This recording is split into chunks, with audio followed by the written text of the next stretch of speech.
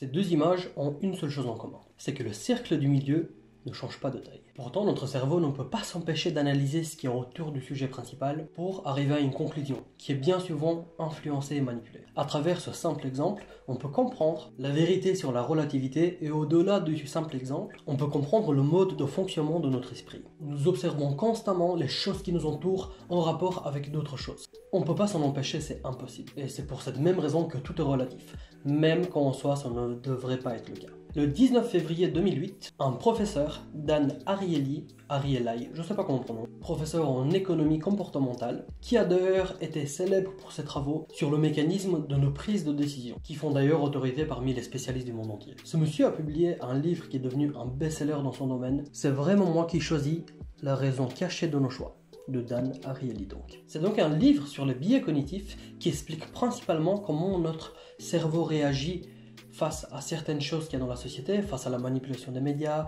face aux entreprises qui mettent en place des promotions, et comment nous on réagit principalement de manière irrationnelle. Mais point très important à souligner, cette irrationalité est prévisible. Et donc si elle est prévisible, elle est donc manipulable. C'est pour ça que toutes les entreprises, les médias, etc. sont au courant de ces biais cognitifs. Ils savent où appuyer, comment faire pour te faire acheter, te faire cliquer, te faire regarder, toujours pour garder ton attention et ton intérêt. Et c'est pour cette même raison que toi, en tant qu'entrepreneur, tu dois connaître ces biais cognitifs et tu dois savoir comment le faire de manière légale, éthique, tout en apportant de la valeur à tes clients parce qu'au final, c'est le seul moyen de gagner réellement de l'argent sur le long terme. Voici une brève présentation du professeur Dan Ariely. Un jour, lorsqu'il s'est baladé sur internet pour le boulot, il faisait ses recherches tranquillement, il tombe sur cette promotion d'abonnement du site de Economist. Il s'agit ici tout simplement de 3 options différentes d'abonnement à leur site. La première est à 59 $ qui donne accès internet à leur site, leur article et tous les articles qu'ils ont écrits depuis 1997. Le deuxième choix est un abonnement à 125 $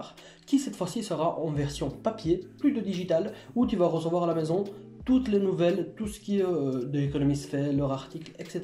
Tu reçois tout dans ta boîte aux lettres et tu as tout en physique. Et la troisième option, toujours à 125 $, ce sera cette fois-ci l'abonnement papier où tu reçois tout à la maison, plus l'abonnement internet, qui était de l'option 1, qui était un accès digital à tout. Donc l'option 3, c'est pratiquement l'option 1 et 2 pour le prix de 125 $. Et là, la première remarque que les gens se font en général, c'est « Mais c'est qui le con qui va prendre l'abonnement juste papier, alors que pour le même prix, il a l'abonnement papier et digital, c'est pratiquement l'abonnement internet gratuit offert par la maison. » Et à ce moment-là, le professeur Dan se dit « Sûrement, je suis en train de me faire manipuler par les petits génies du marketing du site de Economist. » Pour lui, il a la certitude que les mecs, ils veulent l'éloigner le plus possible de l'abonnement digital pour souscrire à un abonnement qui sera bien plus cher, bien plus avantageux pour The Economist, qui est celui de l'option 3 à 125 $. Mais on va voir comment ça marche. Le truc, c'est que ces marketeurs, ils ont compris un point essentiel dans le comportement humain. C'est que l'homme effectue rarement un choix dans l'absolu. Ça veut dire tout simplement qu'on n'a pas de système interne qui nous permet d'estimer la valeur des choses. Nous nous concentrons sur les avantages relatifs d'un objet par rapport à un autre pour définir sa valeur, son prix. Typiquement, j'ignore le prix d'une bagnole à 6 cylindres, mais j'imagine que c'est plus cher qu'une bagnole à 4 cylindres. Donc ce qu'on peut se dire, c'est que l'option 3 est plus avantageuse que les autres parce que pour le même prix que l'option 2, 125 $, il y a l'internet gratuit et l'accès digital. Alors, quel processus s'applique exactement ici? Avant de répondre, le professeur Dan nous apporte une nouvelle observation qui va compléter la réponse. Et c'est que la plupart des gens ne savent pas ce qu'ils veulent avant de le voir en contexte. Tu veux le même cadeau que ce petit garçon quand t'es petit. Je veux être comme LeBron James, devenir un gros basketteur, moi c'est le basket ma vie. Ou encore pompier comme le père de Maxime qui a l'air d'être un super-héros. À partir de cette observation, Dan a soumis ce test de l'abonnement de Economics, donc avec les 3 options, à 100 de ses élèves. Juste pour voir le choix qui ressort le plus souvent et comment les gens réfléchissent, c'est quoi le mécanisme qui permet de voir ce qui a été mis en place. Et sans grande surprise, sur les 100 élèves de départ qui ont été soumis à ce test, il y en a 84 qui ont pris l'abonnement 3, c'est-à-dire 125 $ pour l'abonnement papier sur 1 an, plus digital sur 1 an. Seulement 16 d'entre eux ont pris l'abonnement digital à l'année, celui à 59 $, et comme par hasard, personne n'a pris l'abonnement 2 qui est seulement le papier à 125 $.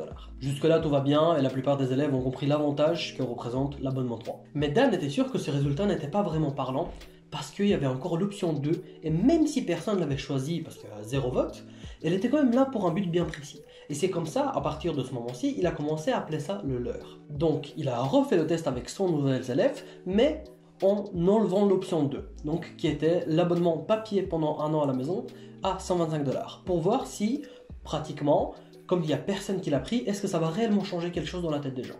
On va voir. Et donc voici le nouveau résultat qu'a donné ce deuxième test sur les 100 élèves. On est passé de l'abonnement 1 avec le premier test où il y a seulement 16 élèves qui ont pris l'accès digital à 59 $ par an à 68 élèves qui ont pris l'abonnement digital.